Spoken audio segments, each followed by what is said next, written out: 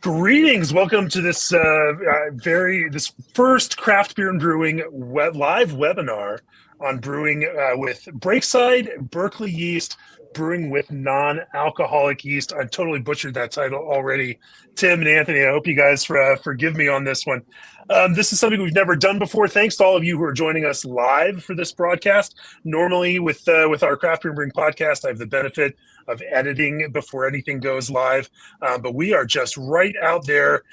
For all of you that are joining us, we've got comments going now. I see a bunch of them lining up here. If you have questions as we go, please throw them in there in the comments. I will keep monitoring those, and we will kind of go through this. We'll also, at the end, we're going to shoot for about an hour and then have Q&A open after that. And so please stick around, and if you have questions that don't get covered through all of the the run of the webinar, then you can hold those to the end. We'll try to answer everybody's questions and make sure everyone gets to learn.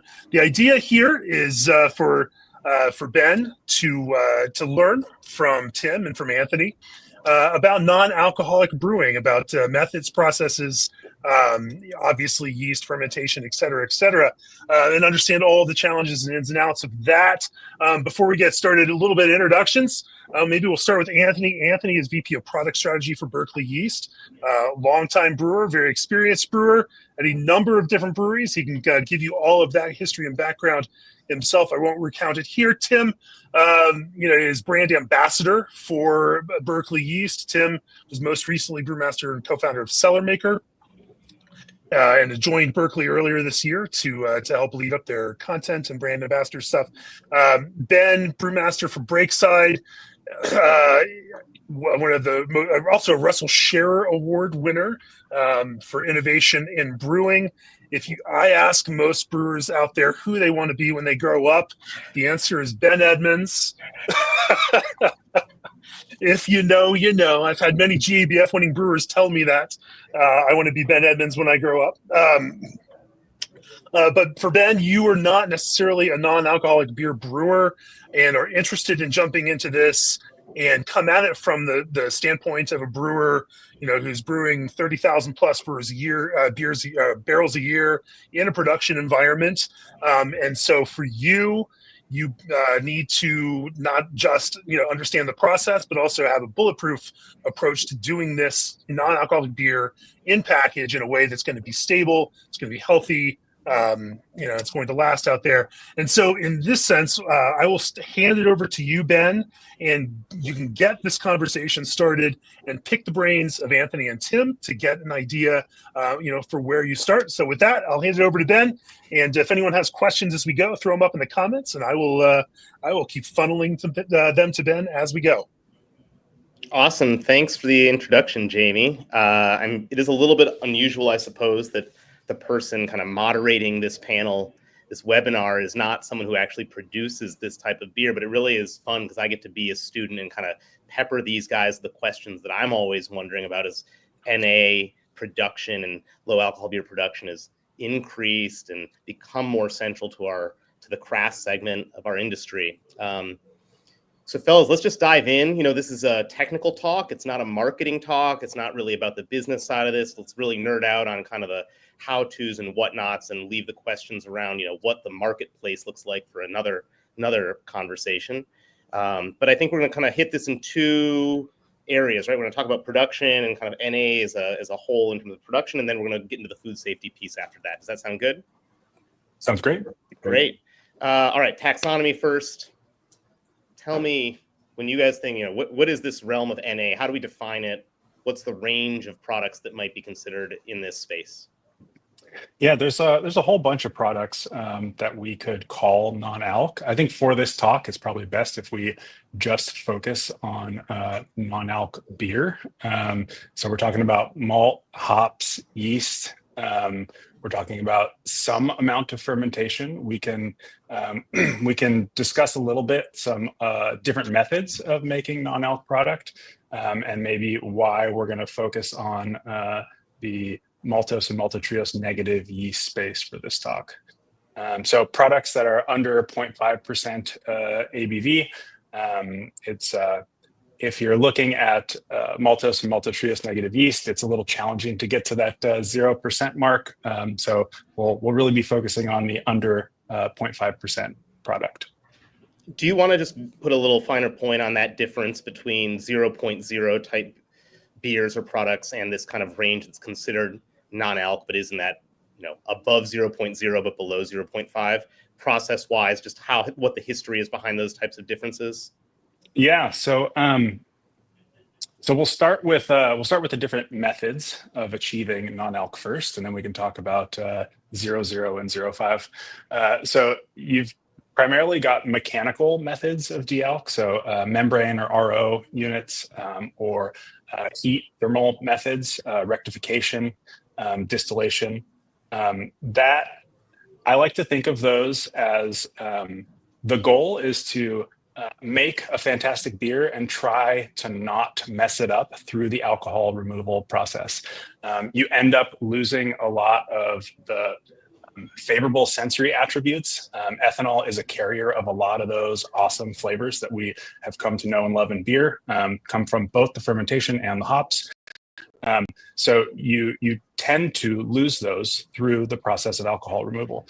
On the other hand, the sort of arrested fermentation or maltose negative approach to making NA, I think, is altogether different. You're not making a normal beer to start with, and therefore a lot of your considerations that go into producing that product are very different to begin with. And when you think about the removal process, you can in general remove close to all of the alcohol, and in doing so you can remove a lot of, again, the flavor components. With maltose negative yeast or arrested fermentation, you have to get some amount of fermentation to get the character that we know and love in beer, so there's always going to be some amount of alcohol present. Great. And then so today we're predominantly going to be focusing on that the 0.5 0.1, 0.001, or whatever you're going to call it, to 0.5 space. What do you see, either Tim or Anthony, as kind of the, from a production point of view, some of the advantages of working in the NA space compared to traditional beer fermentations? I mean, for me personally, it's when you think about NA beer, you have to approach it not like normal strength beer. So honestly, it ends up being just kind of this new playground for us to mess around in. There's a lot of techniques that you would use in the beverage world to make flavors appropriate for an NA beer. So there's a lot of like bench trialing and things like that. And for me as a brewer, like I like experimentation. I feel like, we've gained and learned so much over the past decade in brewing. And that kind of creative output it seems a little bit stagnant right now. And NA is really kind of revitalizing that, for me at least. I'd say some of the main operational benefits of approaching this from a yeast perspective is you don't have to invest in sort of the equipment side. I think it can be challenging for folks to correctly gauge what their market presence is going to be like. So you kind of get one shot when you buy the equipment. You have a certain capacity that you're buying, and if you grossly overestimate what your needs are, you're going to end up with a fancy stainless steel ornament in your brewery. Or if you grossly underestimate your needs, you're going to quickly sort of run out of the ability to sell to your customers, which means you're going to have to then look at finding another piece of equipment, coming up with the capital, decommissioning something that you've purchased to recommission something new.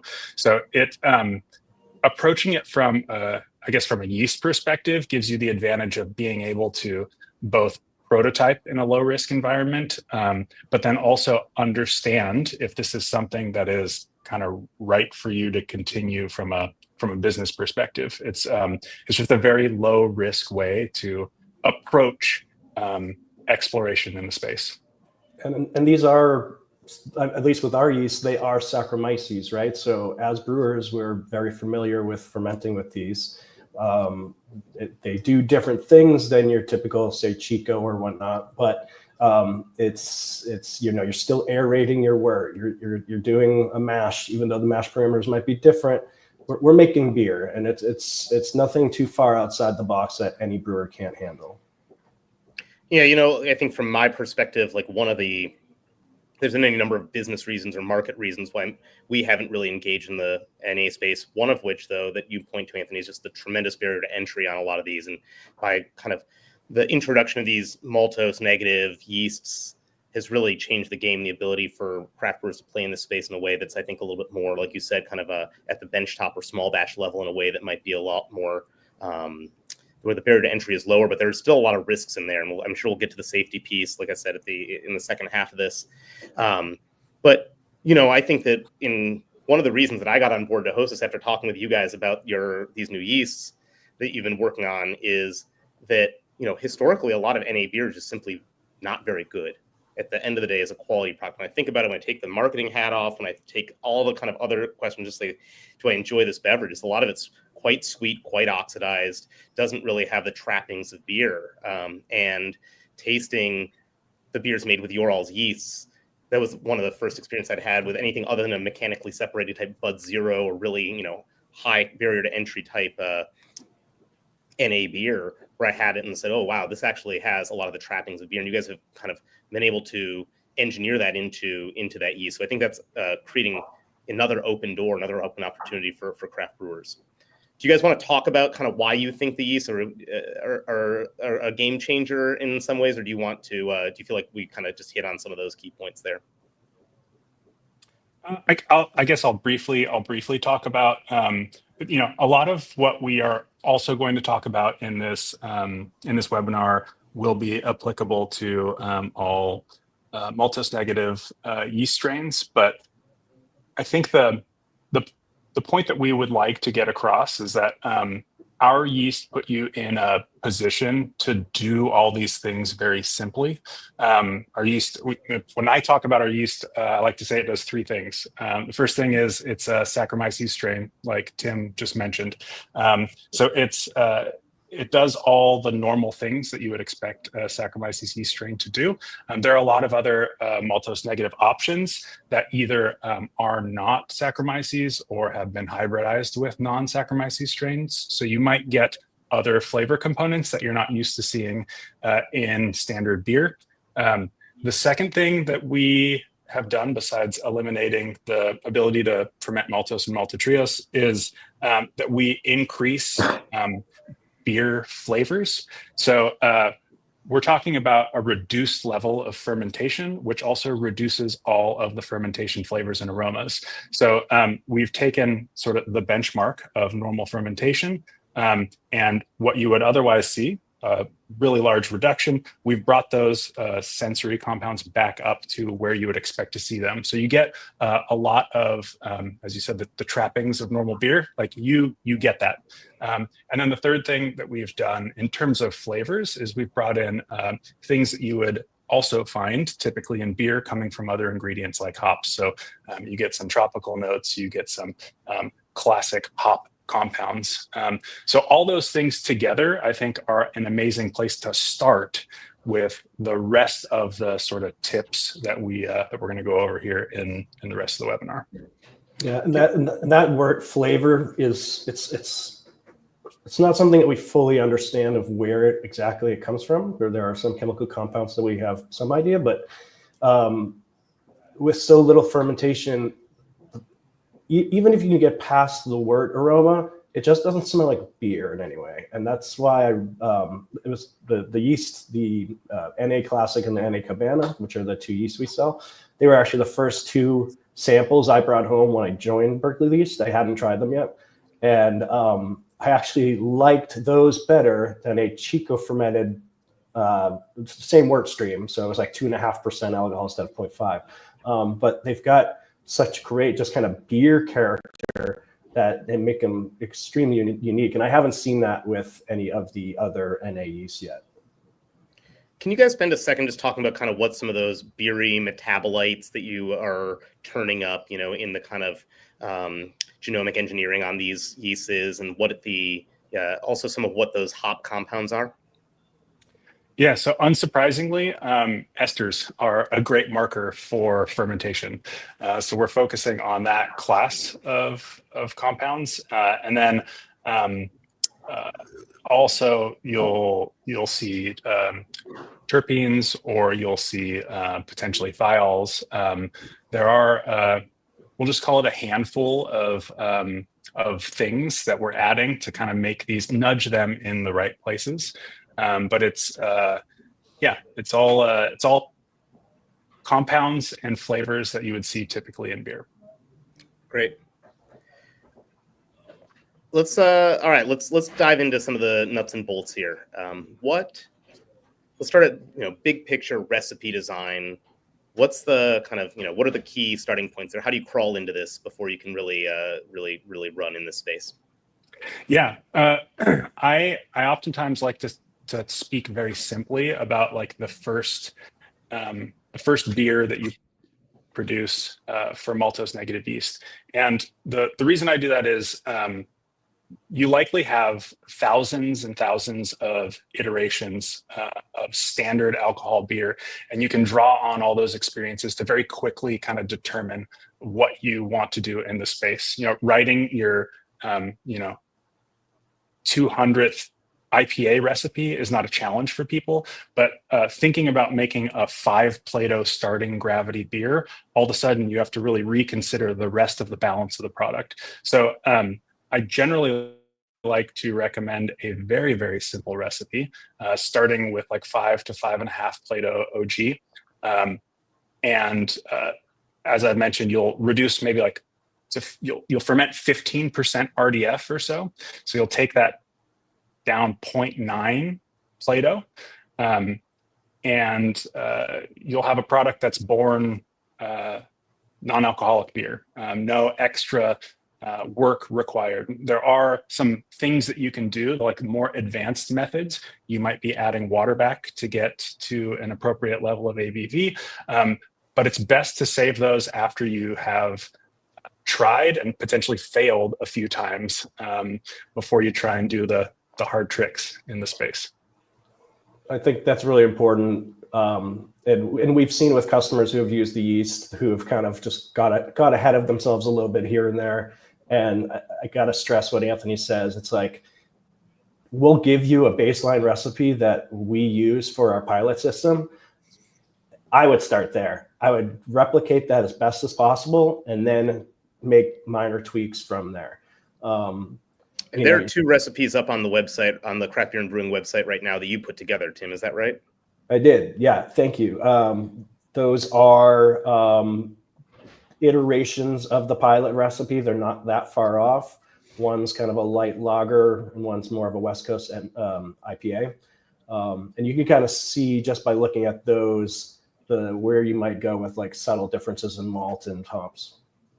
So going back to like the broad strokes, so we've created a really low Plato wort. The fermentation to get that 15% RDF, that happens in 12 to 36 hours. So very quickly ferments, and then you're looking to package the product. And again, thinking broad strokes, if you've made a very simple recipe up front, Tim alluded to this earlier, you've given yourself a lot of opportunity to benchtop down the road. And what I mean by that is you can make hundreds of different versions of non-alcoholic beer with the same fermentation, with a lot of the products that you can use downstream. You can change a whole bunch about the color, about the flavor.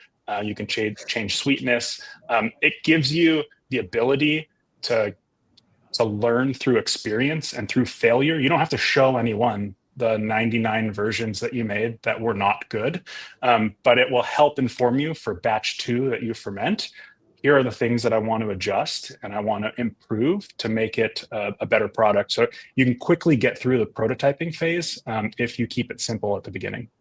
Yeah, the idea that some of those prototypes can be ready in 24 hours, 36 hours is pretty tempting compared to the normal turnaround time for the normal feedback loop for a full strength beer. Let's talk about malt. If I'm getting into this, you guys have kind of proposed a 5 Plato, 5.5 Plato starting gravity. We're looking at something that's going to ferment down about 0.9, so we're in the mid 4s at the end. If I'm trying to do a hop forward, even a simple lager type grist bill here, you said, Anthony, I've written 200 of these IPA recipes before. how am I changing how I approach writing an IPA recipe for an NA version of that beer? Yeah, I think probably the biggest change is how you think about hops in general, both from the flavor and aroma component and the bitterness component. Without alcohol in the product, it really changes both of those things, the perception and the types of flavors and aromas that you get out of hops. So I like to lean into hot side hops as much as I can, because I think they come off authentically, because the hot side process is largely similar to what you would do for standard beer. However, I like to keep my BUs quite low to keep the balance of the product in check. If you send out an NA product that's got 60 plus BUs, it's not going to be very easy drinking. So reducing the BUs is super important. And then on the cold side, from a hopping perspective, we Anthony, when you say that, you mean using hop products, or are you talking about using actual hop material? Hop material is fine. Hop products are also welcome. Hop products in the hot side or downstream cold side. There are a lot. Every manufacturer of hops and a bunch of people who don't grow hops have hop products that are available that you can use to great effect. In my experience, I like to join those together with real hops. I think they play nicely together. But you can use those hot or cold side.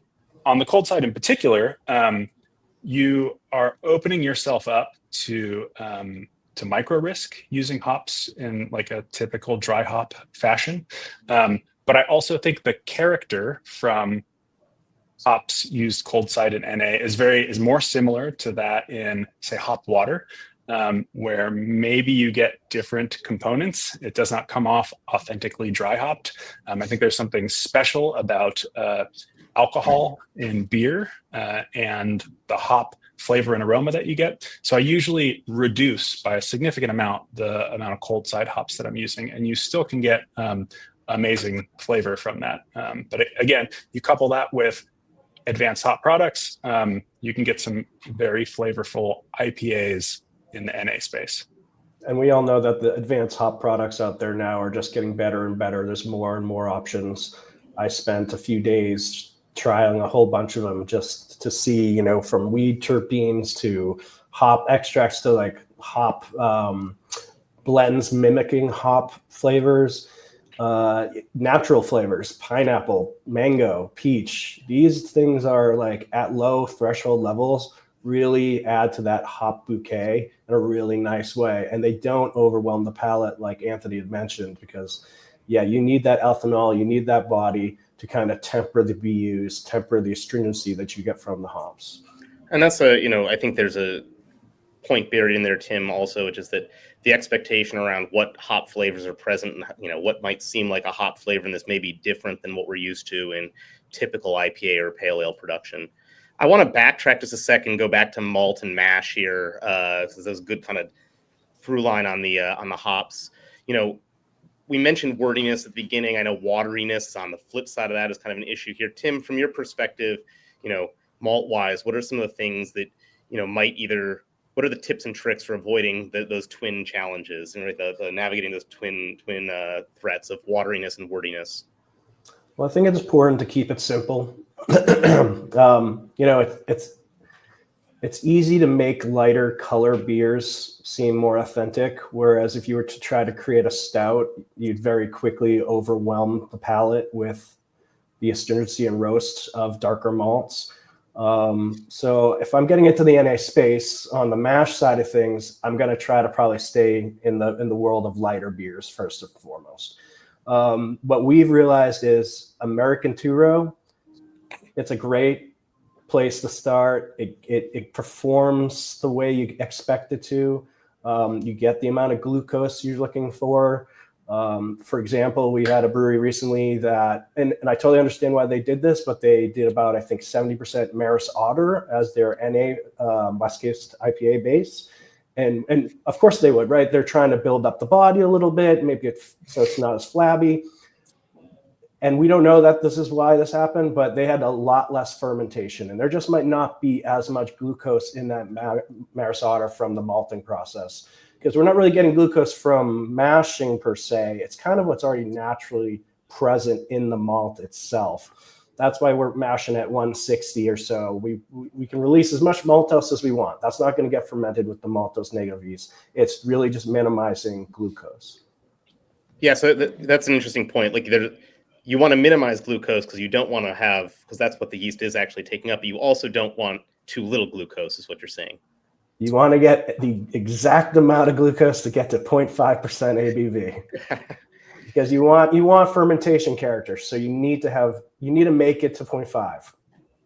So, run through a quick grist bill that you might put together for your basic tabletop benchtop trial here.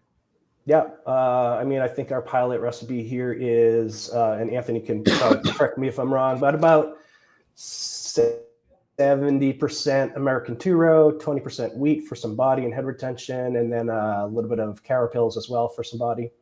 Very straightforward. Yes. Yeah, you could 20% wheat is very helpful. Anything that increases the foamability and foam stability of the product is super helpful. You can imagine at a 5 Plato wort, you're missing a lot of the foam positive proteins that you would otherwise get from a standard beer. So leaning into wheat and carapils or carahel, if you want a little bit more color, super helpful to make the product feel more beer-like at the end of the day. No one wants kind of a much more pale and no foam product at the end of the day. It needs to look like beer if people are going to enjoy it. Yeah, what type of wheat are you guys for it? I would eat. Sorry, fellas, I was just wondering. You guys mentioned wheat a couple of times. Are we talking malted wheat, torrefied, unmalted? What's your preference here? Malted white wheat is what we use as in our typical pilot recipe. Great. And if you're looking for head retention and you have the SOP for it, I would even say back off on your BUs a little bit and use some isomerized alpha acids. You can add those in later. Sorry, it's not isomerized alpha acids. Tetra or hexa. Tetra, thank you. Tetra or hexa. Yeah. Is crystal malt as out of fashion in NA as it is in IPA brewing? It kind of is. I think you can use lighter crystal. It's possible, but it also does. Wordy character is kind of the main sort of enemy in the NA space, and you'll find between wordy and oxidation, there's a lot of overlap between some of the negative attributes that people call out. So I like to avoid that to start out so that you can get a pretty good understanding of what a baseline is. And then if you want to explore that, I think there's plenty of space to do that. But I think it's tough to nail that right out of the gate is what I would say. And it maybe, I mean, correct me if I'm wrong here, but maybe it's not so much an issue, a concern with like non-fermentability or what it's doing for the kind of body and grist, but actually more toward what then will happen at post-pasteurization, how those kind of degradation products might kind of present in the finished NA beer, right? Yep. Exactly. All right, so simple mash bill. We're in the mash lauter ton here. Short and fast. What's the mash look like? Yep. Hot and quick. Since we're not really concerned with the enzymes at this point, we're just trying to extract what exists. We can move through the process pretty quickly, and you get an added benefit by going hot and fast. So a lot of times I suggest starting at the 160 Fahrenheit mark, and maybe go for 10-minute rest, and then mash off. I've seen people have success coming in much lower and immediately mashing off. I've seen people come in hotter. You can find there are quirks to everyone's brewing system. You can find success at a number of different places, but I guess the main consideration here is that the enzyme that does create glucose alpha glucosidase is, I think, denatured about 165. So anytime spent below 165, you are potentially making more glucose, which might potentially lead you to ferment more and then have to add water. So if you want to keep it simple, go hot and fast. And the place that I would consider playing around is what that does for the residual mouthfeel. So if you keep a lot of these bigger dextrins, you might change and impact the mouthfeel and the sweetness of the finished product. Whereas if you extend your rest a little bit more, you push things more towards maltose, you get a different mouthfeel, you get different sweetness, and you potentially also open yourself up to more risk because now you have more fermentable product for other off-target organisms. So by keeping it a little bit more complex in terms of the sugars on the hot side, you might give yourself a little bit of extra benefit from a risk perspective. And this goes both from a risk perspective and from a sensory perspective. I like to say there's no silver bullets in non-alc brewing. It's just a million golden BBs. So all of these little things that you can do to stack up in your benefit of creating a product that is, at the end of the day, both shelf stable and tastes good, you kind of want to just take the opportunity to do all those little things. As far as kind of like just timing on the mash goes, are you able to, I mean, given that you're leaving a ton of maltose and maltotrials behind, presumably there's other starches behind, are we able to pass an iodine test on this? Or is this something that's just, you just kind of got to roll with it with a timer? I don't think there's any reason to even test for iodine. Like there's no, the purpose is kind of moot. So I'm not sure if you'd pass, but I think you just go on time and then and ferment, and you'll see where you ended up. Yeah, in my mind, I almost think about mashing an NA beer as more of like almost when you're home brewing and you're steeping the bag of grains just to get some flavor. You know, you're looking more almost for that flavor and side products of the malt than you would typically normal strength beer. Yeah, and this is maybe less germane to the actual production of NA beer, but you know, have you guys tested what the kind of max level of glucose you're seeing if you do this 5 Plato this 5 Plato grist and run it with the pilot recipe you're talking about? Like if I mashed at 144 and let it set for an hour and then did a full step mash up, and how much fermentability would there be? I mean, you can add enzymes and make the whole thing fermentable. Sure. So any range from about 12 to 15%. And there are actually even some things that you can do to decrease the glucose. As Tim said, there are also other enzymes that turn glucose into things like gluconic acid. So there are ways for you to really push this in any direction. Again, the more advanced steps.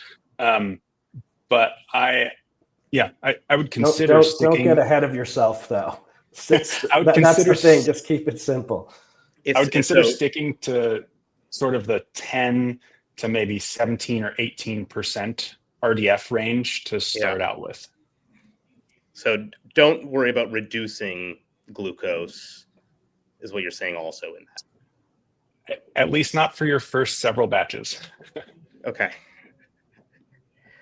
Anything else you guys want to hit on in terms of kind of mashing, grist, water profile, lauderability on this? Yeah, absolutely. So we haven't actually, it's crazy. We're 35 minutes in and I haven't said anything about pH yet. But this is like the first step that you start paying attention to your pH. So because you have a much smaller grist, you also have much lower buffering capacity of the malt. You also, if you are sticking with normal liquor to grist ratios, you will have much larger amounts of water that you're sparging. So you can see where this is going, but your mash pH or your sparge pH, your runnings are going to go up, which means you're going to extract less desirable things from your malt. So I like to increase the amount of water in my liquor to grist ratio, go pretty loose for the mash in. Which also gives me an opportunity to add more acid in. And again, we're not interested in stabilizing the enzymes, so we don't need to hit our typical mash pH. We can drop that down a little further and give ourselves more space to get it right. So increase the water, add more acid than you think you normally would, like don't be afraid to be in the 5 range. I like to use phosphoric acid on the hot side. I actually like to use it throughout the process to make the impact for pH, driving the pH change. And then you can experiment with different sorts of acids for sensory reasons downstream. But that's probably the biggest sensory impact that you can, or sensory item you can consider during mashing. The other thing that I would think about is from an equipment perspective, you probably haven't run a 5 Plato wort through your lauter tun before, and you might have a bed that's a centimeter deep. So maybe, depending on your equipment, if you're so lucky to have a nice wide lauter tun, you might need to add so like rice holes or something to bulk it up a little bit so that you actually cover your plates. But that's kind of all dependent on what equipment you have and what you have access to. And to circle back to pH, one more thing on that. If you're going to be at a low level, lower than your typical, mash pH is going to be, your wort knockout pH might be quite a bit lower than you're used to or at least when you're going into the kettle. That's all good. The food safety concerns that we'll get to soon, we're going to want low pH throughout this whole thing. So if you're, going into the kettle and, oh my God, boil start is 4.5, great. That's actually like kind of as high as you want to be. So I would say don't freak out about pHs that are lower than you're used to seeing. And you're not seeing any negative flavor impacts from lower pHs than would be typical at those points during the process in full strength beer production. No, and I think the lower pH helps these beverages. I think in general, they taste better at lower pH anyway. Great. Well, just to keep things moving along here, fellas, for the sake of time, since we spent the first 38 minutes on this on the mash and lauter, let's get to the backside of the hot side, that is the kettle and whirlpool, some transfer. We've hit on some of the kind of key hop notes, but it looks like, I'm assuming here, standard boil lengths. We're trying to volatilize some undesirables as normal. You guys mentioned BUs. Let's go back into that a little bit. How low are we talking in terms of BUs? Can you quantify that at all in terms of hop load? Jamie, you were asking Anthony about, T90 to product mix. So I'd be interested in hearing what that actual hop bill looks like. I think for BUs and hops on the hot side in general, and this could even apply to cold side as well, is really be thoughtful about your hop choice. Make sure you're using hops that are really fresh. I would say keep the HSI on whatever hop you're using low. There's not much to hide behind on these beers. So a harsh bitterness, a high HSI of something like a Centennial might stick out more than it would in a normal beer. And, having a lower pH too in the kettle is going to help you kind of keep your BUs down too as well. And then do you think that is there a space for kind of flowables and whatnot, advanced products in these types of beers on the hot side, or is that, version 2.0? Would you suggest sticking to some T90 just for the first round when someone's dipping their toe into this? Yep. I've used, there are hop products that will add flavor and aroma without adding bitterness. Those can work fantastically here. But again, I think, like you said, starting simply early, sticking to T90s, pushing it late on the hot side so that you can get as much sort of aroma as you can out of them while keeping the BUs low is probably the best approach. If you're making an IPA, starting in the neighborhood of 30 BUs isn't unheard of. Like if that feels too low for a West Coast NA IPA, don't worry about it. Like Tim mentioned, you can always bump up some BUs downstream and get an idea of what it tastes like with a higher level of bitterness without necessarily committing your whole batch to that level of BUs.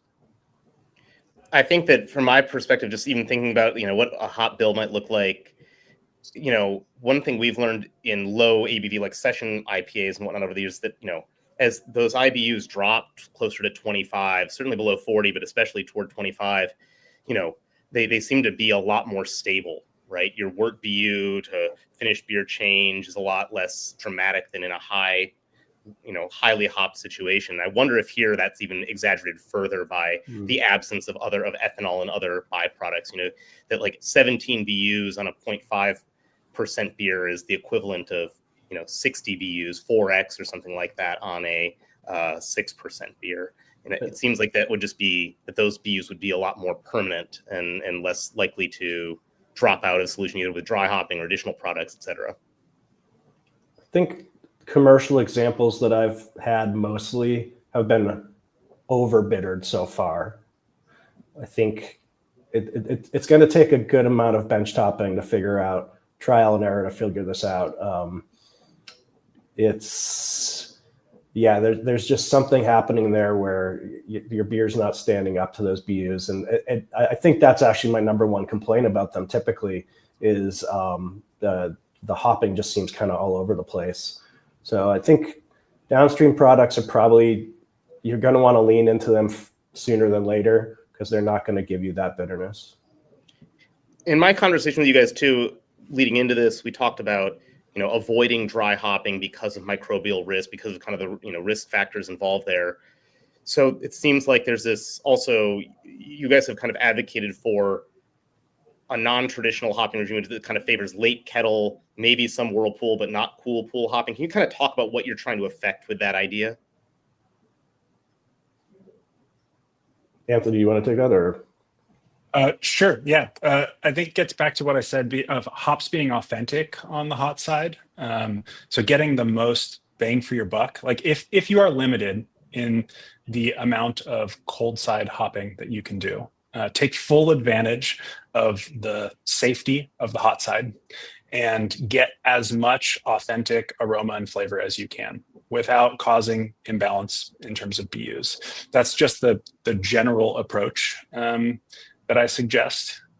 And we can, I don't know if it's ripe to talk about cooling at this point and kind of the rest of the process and the food safety aspects. But once you leave the safety of the hot side, you're squarely in the food safety danger zone. If anyone who's worked in a commercial kitchen of any sort knows that food from 40F to 140F is the area in which microorganisms can double. It's kind of the food temperature danger zone. Your beer at this point is no different. You have a nutrient-rich medium and an organism that we've pitched, maltose and maltose negative yeast, that will only eat a portion of the nutrients available. So you kind of want to move through the fermentation temperature phase as quickly as possible to cool the product down so that, like a whole host of other products that can be food safety risks when they're warm, they're less risky when they're cold. You refrigerate milk to keep it from going bad. We're kind of moving in the same direction with the beer at this point. So we like to, we'll talk about aeration, aerate normally, ferment at 68 degrees or so with these particular yeast strains. If you are going to use cold side products of any sort, you can consider a couple more golden BBs to add to your process here. You can add more acid to help give yourself protection. So the pH drop that you will see coming out of fermentation might be something like 0.6 to 0.7. If you need to move further, so if you want to get underneath 4.2, which puts you in a really good spot, you can consider adding your acid first and then adding another product on top of that. You could consider cooling the tank down before you add your other product. If your beverage allows for the use of typical preservatives, you can add those as well. Like, those aren't going to protect you broadly against all organisms, but they will help you against some organisms. I think it's like worth noting that your house yeast is an off-target organism at this point, right? Like, if that gets into these fermenters, you're going to keep fermenting and you're going to have product that's over 0.5% ABV. So really anything else that makes its way into those tanks is a risk for you. So adding hops soft crash or on the day of cooling is much more beneficial than, say, adding hops at the beginning of fermentation. There are all sorts of things that you can do to increase your risk of making beer that you like to drink through the use of temperature. Any kind of cellar touches, changes to SOPs, changes to cleaning regimes, CIPs that you guys recommend in advance of pitching in one of these maltose triose negative yeasts?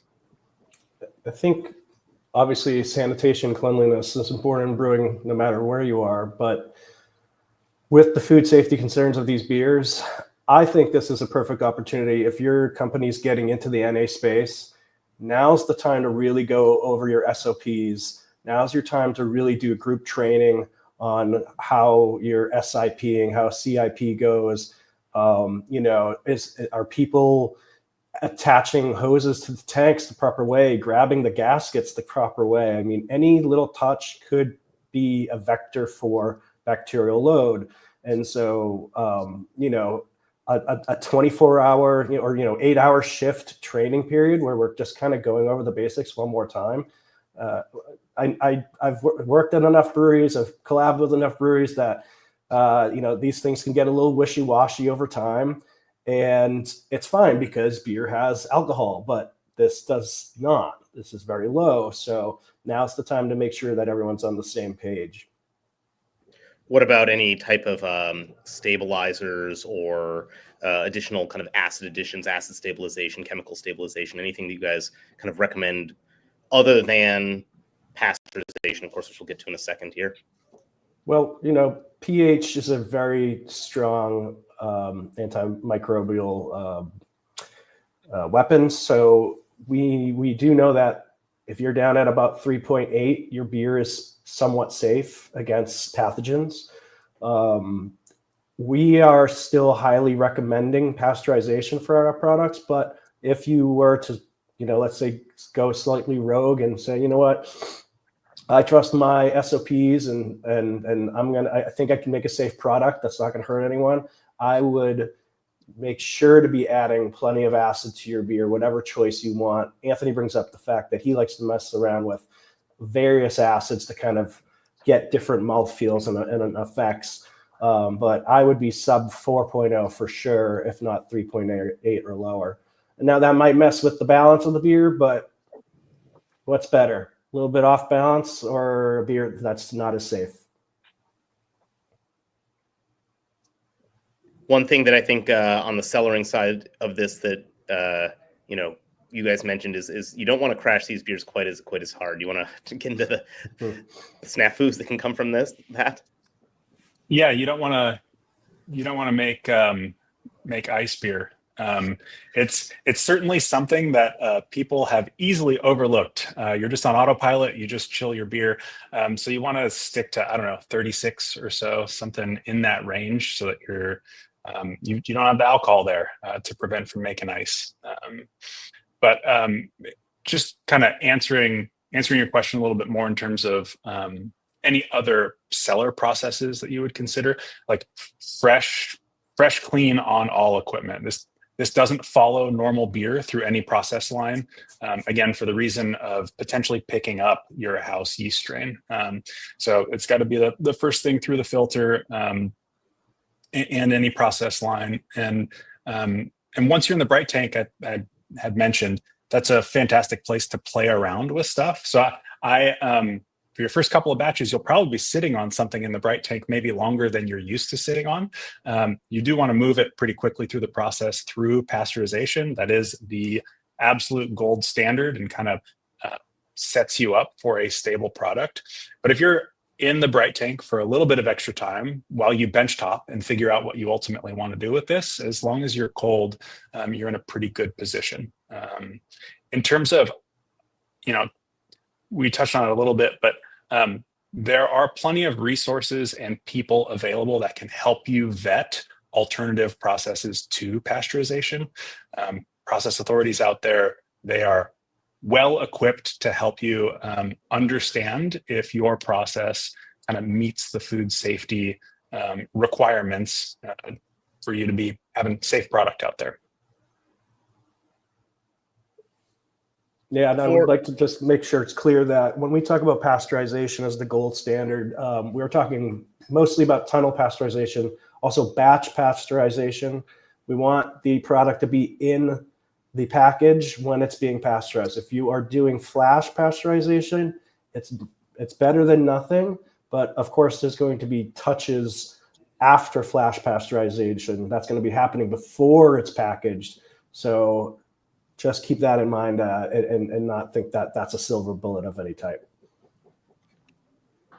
I think we're starting to kind of verge into this really important piece of the kind of the puzzle here, which is the food safety side. Is there anything else before we kind of fully go into that in terms of hops, in terms of cellar touches that you guys want to kind of put a bow on?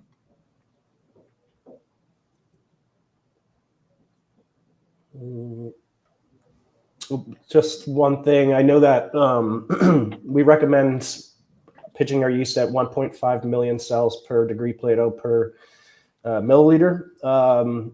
It sounds like kind of a high rate, but that's because we want to rip through fermentation so fast. Again, if the tank's cold in 24 hours, 48 hours, we've done a really great job of protecting that beer. So just wanted to, if people are on our website and they see these numbers and wondering why it's so high, that's why.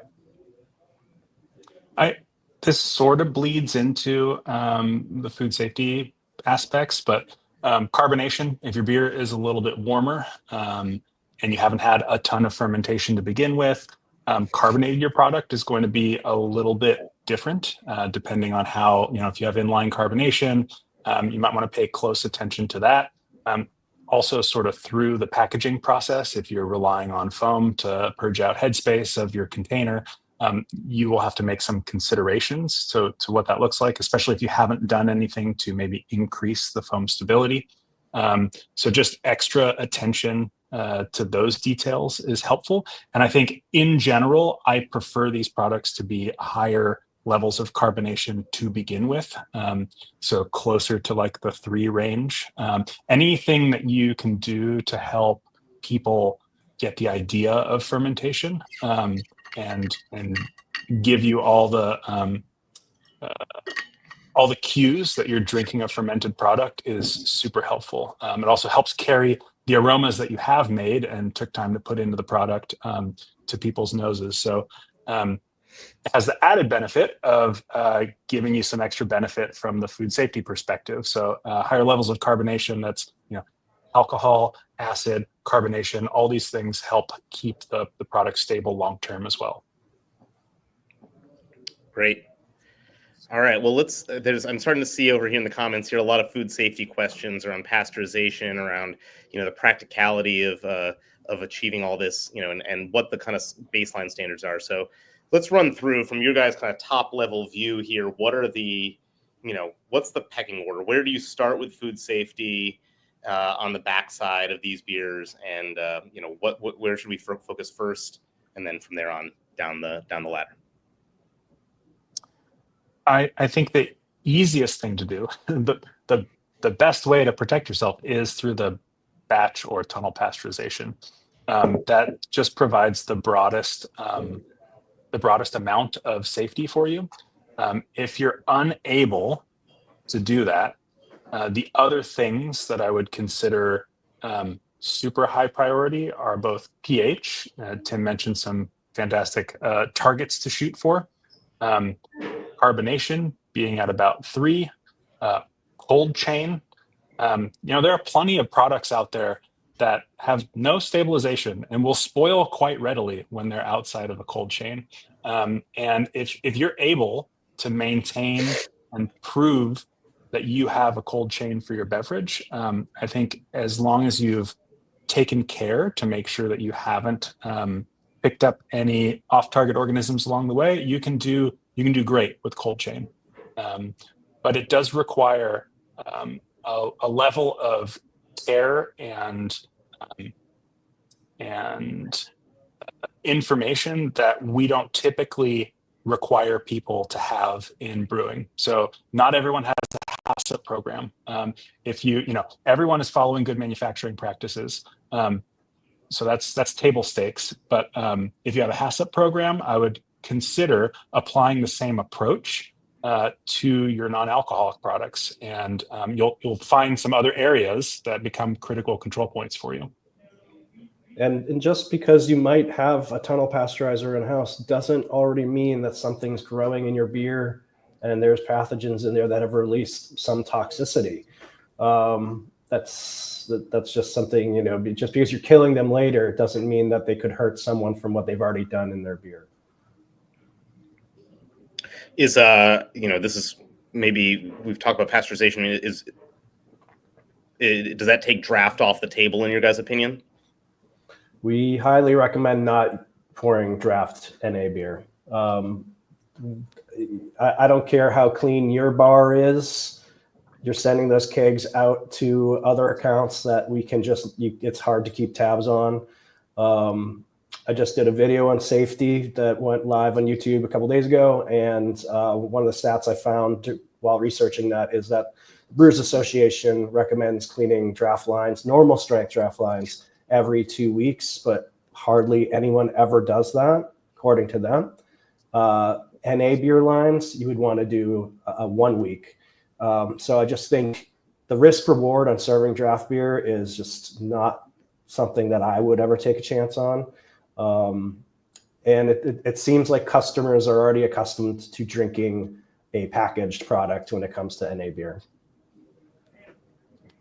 Tim, you noted just a second ago that even if you pasteurize at the end, you could already have achieved some level of toxicity. What is this time frame for creating potential toxicity from bacteria along the process? You implied that it can be a pretty short period of time. It depends on the bacterial load. I think if you're paying attention to these things, the chances that something like E. coli could grow to a level that it could release enough endotoxins to kill someone, probably not likely, but that's not to say it isn't. And so getting your beer cold as fast as possible is going to highly lower that risk. I think one other thing that I'll chime in there on is, I went into this past World Brewing Congress last summer in Minneapolis, kind of really wanting to see, think a lot about NA beer, and there were a lot of presentations that were finally drilling down onto this pathogens and the toxicology question, because a lot of it was kind of, hearsay and specious and hadn't really been dug into. And if anyone's interested, there's a number of presentations that are available on the MBAA or SPC websites that speak to this issue about the actual ability to grow pathogens in a beer and NA beer environment, in an NA beer media. And so it is real. And I think the draft question it's going to be very controversial over the next few years. And it's going to be a real sticking point, and there's going to be people on both sides of this issue, as it were. Well, for example, there was a great MBAA podcast recently that was talking about NA beer and the growth of pathogens in it. I'm going to sum it up as fast as possible here, but Dr. Greg Rochon of Camden BRI basically showed that he ordered 50 different examples of European NA beers that he could just order over the internet, 50 different ones. None of them were found to have pathogens in them. But then when I believe what he did was he inoculated them and put them into his hood. And so once the beers were open, as the carbonation was leaving and oxygen was coming in, the pathogens were then allowed to grow. So why am I talking about that? Well, that's draft beer lines for you. There's ingress of oxygen, right? There's a lack of cleanliness in general. So I think it's something we just should avoid at all costs right now. Yeah, absolutely. So pasteurization is obviously a expensive endeavor to get into for a lot of folks. What have you guys seen that's been effective for small brewers? I think batch pasteurization is a perfectly great way to do it. I know some breweries who have batch pasteurizer that are already using them for pastry stouts and things like that. And again, if you're worried about investing in tunnel pasteurization or batch pasteurization, it's not just NA beer that you can affect by this. You could go and back sweeten beers of all types, and people love sweet beer. So you're making a sweet beer that's safe, but also you're benefiting, and you can get into the NA world and be safe as well. Yeah, I would say as people think about approaching that, you can still prototype without a tunnel pasteurizer. So you can make small batches yourself, and you can taste them right out of the tank. If they're things for just yourself, it's very low risk if you've done your diligence through the process. If you are packaging those up and you want to see what those are like across a longer shelf life, you can do the batch pasteurization. Simply grabbing a sous vide or some sort of temperature controlled water bath, you can pasteurize these for your own prototypes and see how they hold up. And I think that's probably a really good place for people to start. And if they're getting results that they like, taking it to the next step would be considering, hey, if I'd like to do this in-house myself, should I consider grabbing a batch pasteurizer that does 2 cases at a time? There are companies that make these things that are essentially glorified dishwashers that put out hot water and can pasteurize 2 cases at a time. And you can service a pub with a product like that. That might be enough for you to make the decision then to say, hey, I either want to own something more robust myself, or I've built up a little bit of demand. I need to take this to somebody else who has a tunnel pasteurizer to make a larger amount of product for me. So I think there's a whole bunch of ways for people to continue to play in the space without having a full-blown tunnel pasteurizer of their own. And I think, Anthony, thanks for bringing that up, because now's a good time just to mention we are fully on board with helping whoever wants to get into this space with more info. This webinar is a great resource, but if you just want to reach out to us, Tim at berkeleyyeast.com or Anthony at berkeleyyeast.com, we can answer these questions. We can sit down with you. We can help. And I think it's a perfect thing for a small brewery to consider.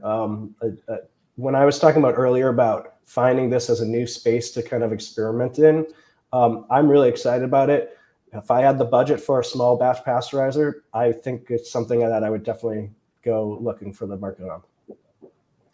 Do you guys want to get into pasteurization units, or is that too thorny an issue and too multi-layered an issue for the time that we have on this?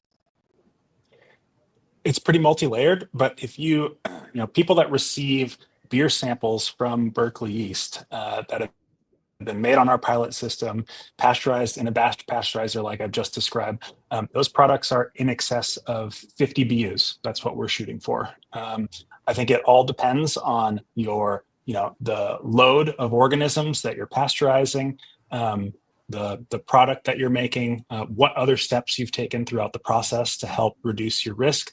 But again, that's something that a process authority would be a great resource on. You can do challenge tests on different scenarios of your specific product, and they can tell you, hey, this is working or this is not working. So yeah, beyond that, we are an open book to share the things that we're doing, but everyone has to sort of make their own decisions about their level of risk that they're willing to take on and what they want to serve their consumers. Do you just want, maybe since we're not going to get into the specific numbers other than your own, do you want to just kind of go into maybe why it's hard to give a standard on what a PU should be for these types of beers? Sure. So I mentioned it depends on the load. If you have, if you have a huge amount of microorganisms and your product, I guess it's challenging to outline all the different scenarios that might exist. Whether that be the composition of your NA product in general. If you choose to add a whole bunch of sugar on top because you want it to be the sweetest non-alcoholic beer that exists in the market, you've just added a whole bunch of extra risk to your product. I guess the amount of things to consider is quite wide, which is why when someone like a process authority evaluates for you, they look at your specific formula and your specific process to evaluate the total risk. Great. Well, guys, we've got about 25 minutes left in this, and I think that I've asked most of the questions that I had, and I think covered, kind of front to back a lot of the really key issues here. But I'm sure we have a ton of questions that have not been answered that are coming from the audience. So I'm going to hand it back over to Jamie so he can feed those to you. But thanks so much for that kind of broad strokes overview. Really cool stuff. And it's a really fascinating area for exploration. Thanks. Thank you, Ben. Cool. I'll get questions started off just with something back on the creative side a little bit. I had some health stuff happen early last year and went through a phase of not drinking a lot of beer and drinking a lot more non-alcoholic beer in a way that I'd never engaged with the category before January 2024, but then got a really good crash course and what makes non-alcoholic beer good, palatable, interesting. You mentioned this like 4 Plato, body, and then finding balance in that texture becomes a big part. And I think, as I was trying to get out with some of those hops questions earlier, hops, providing texture to this to give it a beery flavor. As you mentioned, Anthony, adding hot side hops with, so that there's a little bit of the cooked hop flavor rather than just raw hop flavor also adds to the perception of beeriness. Are there other creative tricks that you all use or that you have seen employed by other brewers to build more of the beer idea to the flavor of these non-alcoholic beverages so that they feel more compelling? They're not just technically scratching the box of non-alcoholic beer, but they're actually nice to drink non-alcoholic beverages. Yeah, I'll mention something that I have used to great effect with these products that brewers don't often think about, and that is just plain old salt. It is surprising how much you can influence a beer with salt at what I would call imperceivable levels of saltiness, but that changed both mouthfeel and sweetness. So that's something that I encourage people to play with. It doesn't take much to nudge it in a favorable area. There are also, I kind of mentioned that there's a lot of bench topping that happens, and my journey with NA beer started being quite skeptical, right? Like 2018-ish, I had been encouraged to look into this space, and I kind of wrote it off initially because I didn't understand the consumers, I didn't understand the beverage, I didn't understand a lot about it. And it took joining a Facebook group about non-alc beer to really understand how people who are enthusiastic about the space talk about it and think about it and share and ship beer across the country. Like, it really reminded me of early craft beer days where everyone is super excited about their regional product and they're sending it around the country. And it helped me develop a little bit of a mind shift myself on how to approach making these products better and fitting the need state of the people who are already interested in the space, which really what I'm driving at is a lot of the work happens downstream because it's not, you've done this simple, clean thing up front. You're leaving yourself opportunity to lean into, we mentioned acids, lactic acid, malic acid, citric acid, in various amounts can influence, again, the perception of fermentation. I think that's super, super useful. other sweeteners. There's so many sweeteners available. You can lean into things like if you're looking for low calorie type products, there's the monk fruits and the stevias out there. But you can use things like brewer's crystals or just straight up dextrose, which I know we said glucose is something that the yeast will ferment, but if you're going to pasteurize it immediately, it is now available to you as a potential sweetener. All these things, maltodextrin, there are so many different ways to add body to your product. There are even some fiber products. There's something out there called Fibersol that I have used again to add body. There's so many ways for you to nudge this in the more beery direction, like you said. But it takes a ton of experimentation at the benchtop. And I think about these things maybe more closely to, say,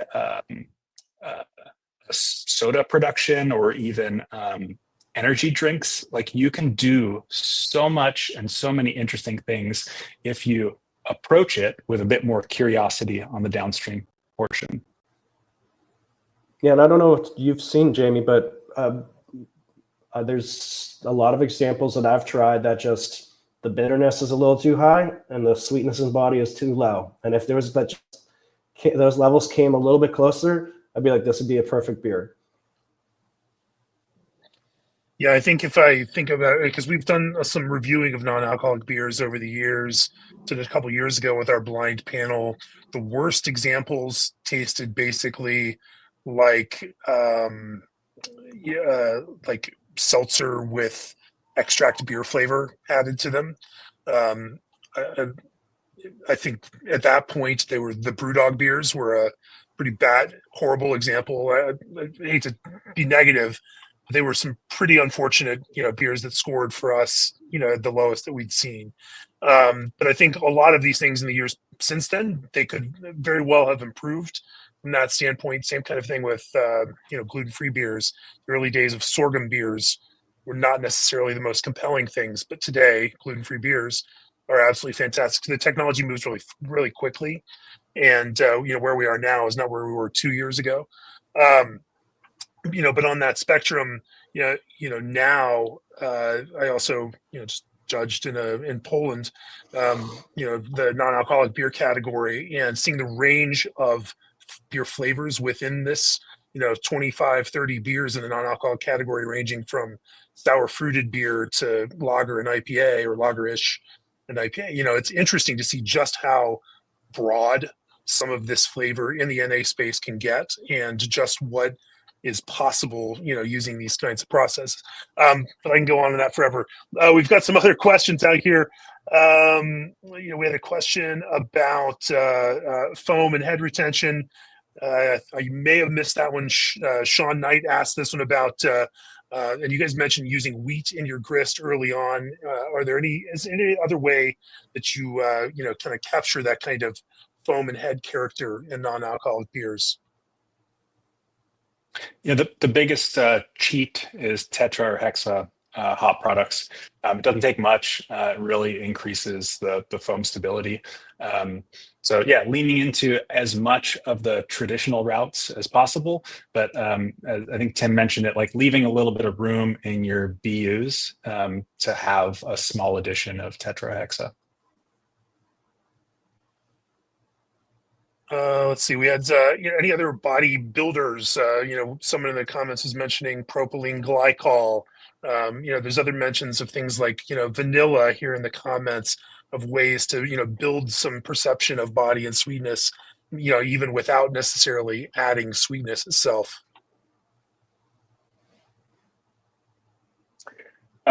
Yeah, I think some of the products that I mentioned cover that, like Fibersol, particularly maltodextrin and brewer's crystals again can work. Flavor houses also have products that they use to help influence mouthfeel.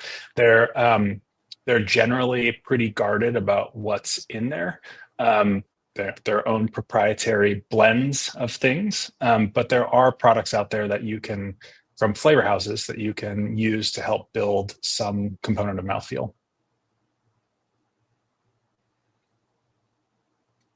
Um, Anything else on the the stabilization piece, that you or in terms of chemical or process stabilization? Obviously, the wine world has its own stabilization methods.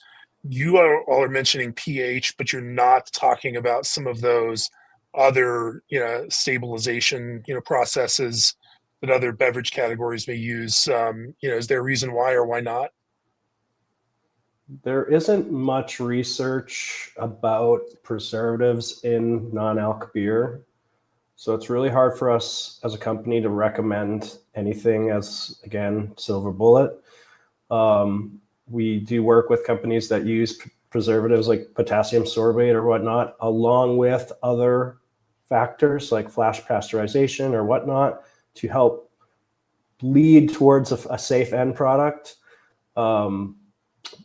But there's Anthony, what's the name of the stabilizer, the killing organism that's they use in Germany that's not legal in the States yet? Kyver? Oh yeah, like Nagardo. Yeah. There are definitely products out there that I think can assist in stabilizing products. And full transparency, when I was making NA products, I was evaluating all of these things as alternatives to pasteurization. And I think the conclusion is ultimately where your level of risk tolerance is and what your product can support.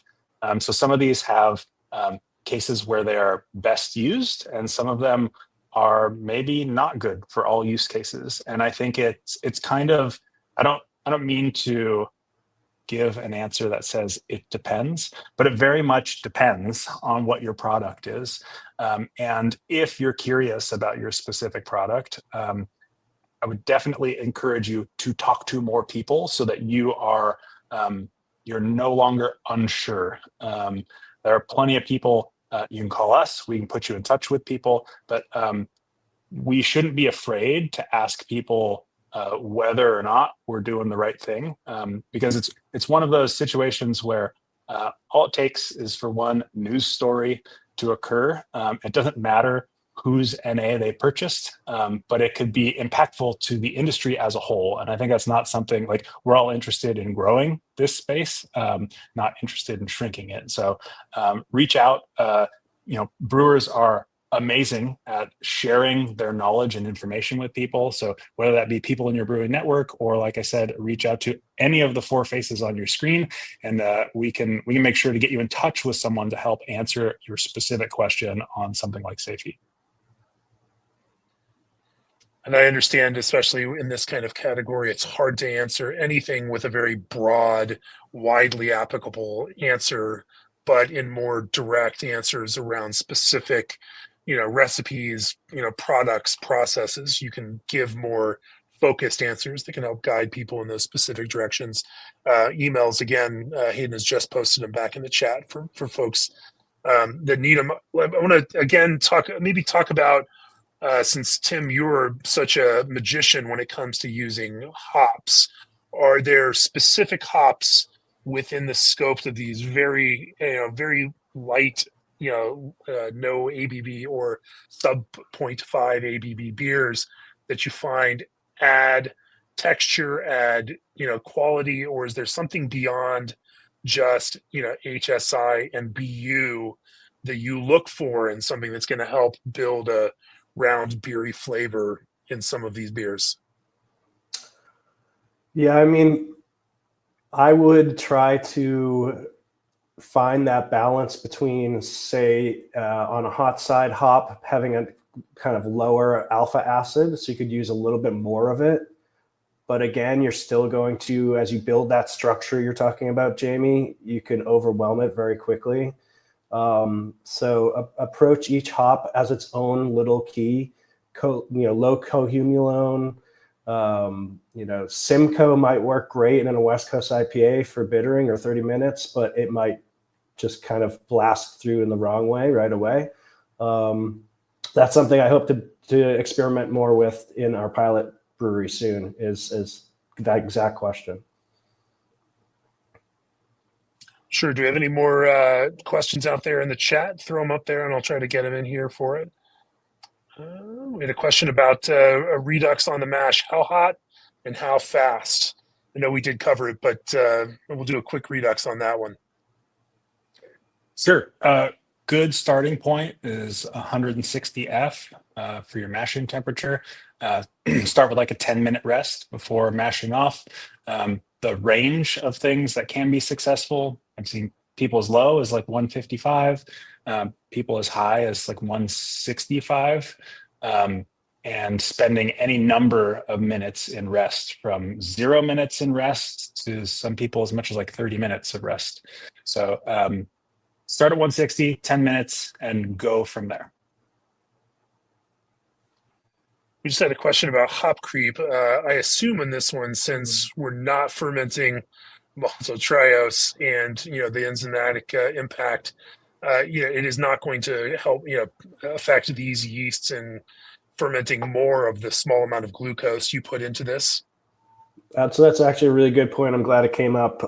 One thing you wouldn't want to do is add your hops into your fermenter at knockout of your wort, because the hops do contain amylase enzymes that are going to break down the starch into more glucose. So you're actually going to be coming out of spec during that fermentation period. We've seen this happen before. You're also adding hops, which we know they're an agricultural product that have bacteria all over them. You're adding them at the most sugary point where there is no fermentation. And those certain pathogens Anthony mentioned, they double every 20 minutes, I think, right, Anthony? They can. Yeah. So don't add hops at the beginning of fermentation. Add them when you're crashing your tank. And I think we kind of glossed over this a little bit, but in general, you guys actually kind of for flavor reasons, not just food safety reasons, kind of don't love dry hopping these beers.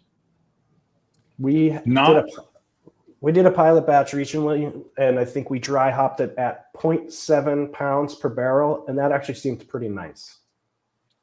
Yeah, that was not leading you toward those kind of wordier flavors then, or the tea-like extracted flavors.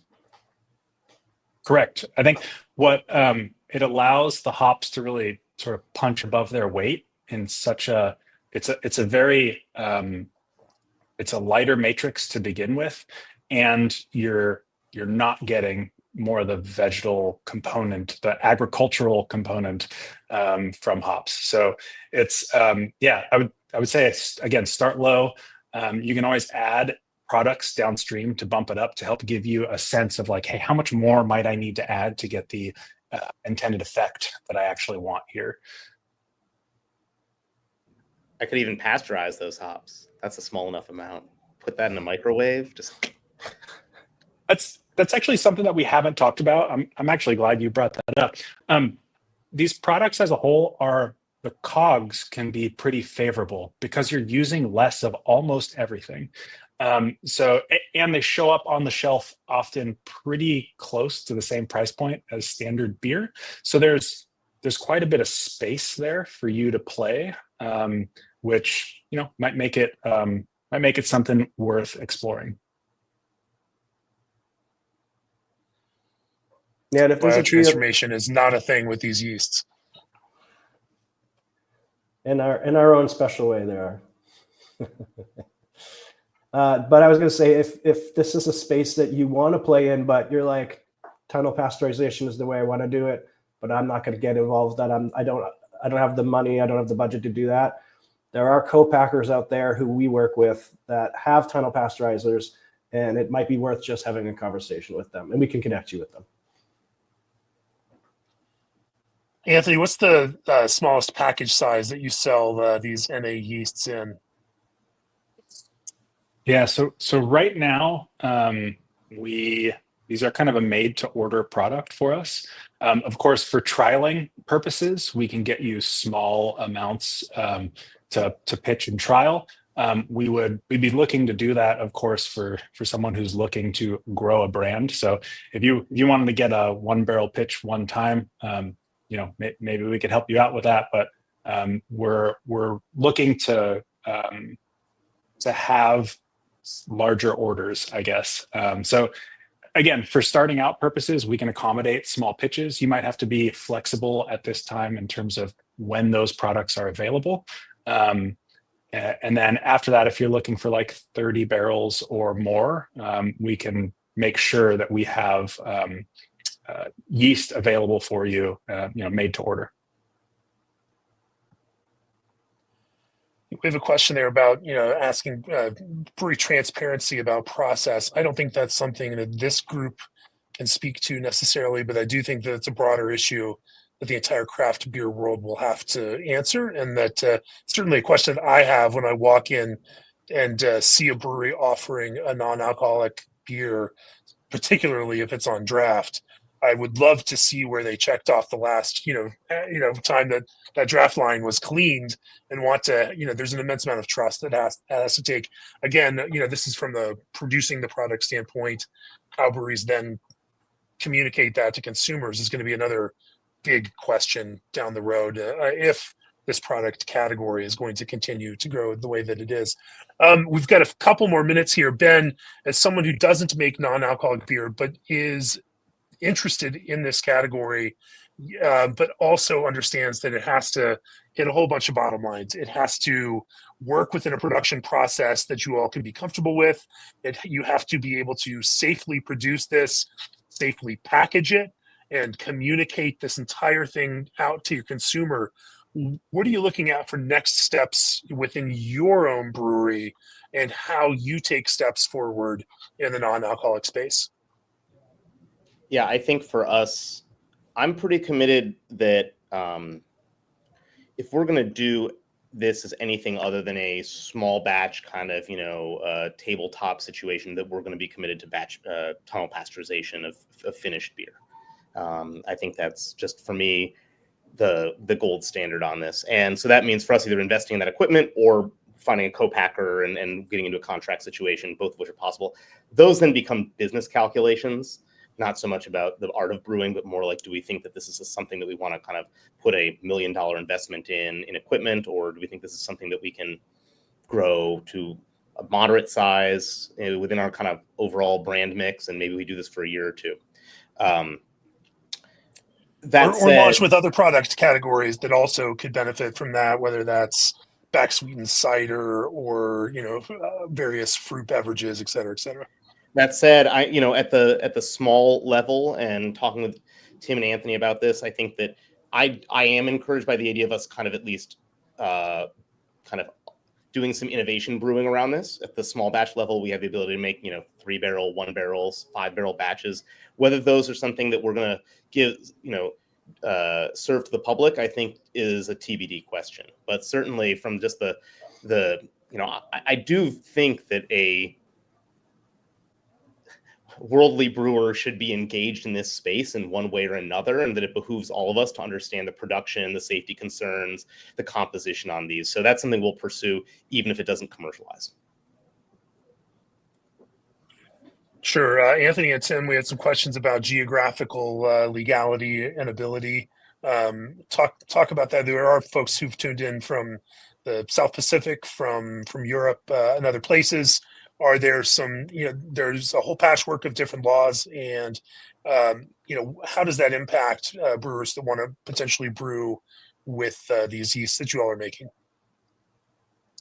Currently, we are only available in the US. That is, largely due to, like you said, the laws and regulations that other countries have around GMO products. It is, however, something that we are looking into pursuing with places that would be favorable for us. So places that allow it are definitely up for consideration. If you have a specific question about a specific area, again, feel free to hit our emails and we can talk at length about whether it is allowed in your country and whether it's on our roadmap to get used to. Sure. And I can tell you from having just talked last month with some German brewers, I mean, there is actually quite a bit of interest amongst European brewers in these products, and some frustration that there are broad-based and restrictions against them, and a big fear that they're going to lose in the innovation game in brewing in general. And so you will see what that means for legality worldwide after that. And then we've got one last question out there in the chat. What have you been drinking, Ben? Only, that's between me and the bartender here. Whether it's NA beer or regular beer, who knows? Well, that takes us past 90 minutes. Ben, thank you for leading this conversation. Tim and Anthony, thanks for sharing your expertise in this rapidly evolving, interesting segment of the beer world. It's amazing to watch just how fast NA beer has been growing, to see how it's gaining a foothold. Obviously, still much larger in Europe potentially than it is here. But with today's focus on healthy lifestyles and wanting to be social, drink beer in these kinds of places, but maybe potentially drink less alcohol without drinking less beer, I think there's a huge growth potential for this. I've worked it into my own personal consumption, even mixing alcoholic beer and non-alcoholic beer through the course of drinking, just to, again, enjoy the process, enjoy the people, enjoy the places and spaces, but not get drunk in the process. And so I am absolutely thrilled and excited to see more tools and see Berkeley and others bringing more tools to this entire category to ultimately make better and better and better non-alcoholic beer. We'll take this recording, post it out there. And so if anyone who's in here missed anything along the way, you can go back and reference various points of the conversation. Tim and Anthony's emails are out there in the chat, so feel free to drop them a line. Is there anything else that you guys want to know before we wrap up here? I just want to say there's already a lot of materials on the Craft Beer and Brewing website. There's a best practices document that Anthony and I worked on. There's 2 recipes. There's some videos about safety. I'll be doing another video about recipe design soonish. And so, yeah, there's a lot more than ever out there for anyone who wants to get started in the NA space. Great. Well, thank you all. Cheers. Thank you.